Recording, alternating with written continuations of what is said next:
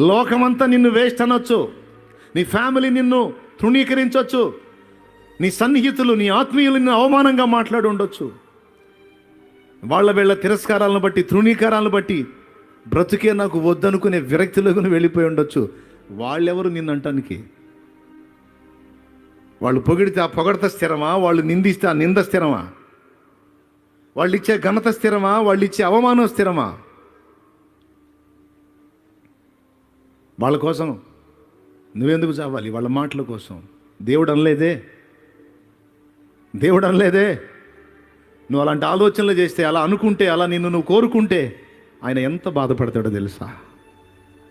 మరి మాటలకు ఎందుకు కృంగిపోతున్నావు నా కుమారి, నా కుమారుడా? నేను నా కోసం నిర్మించుకున్నాను రా నిన్ను. అమ్మా, నేను నా కోసం నిర్మించుకున్నాను నాయన నిన్ను. ఎందుకు చావాలనుకుంటున్నా? అవసరం లేదు. నేను శక్తిహీనుడు అయితే కదా నువ్వు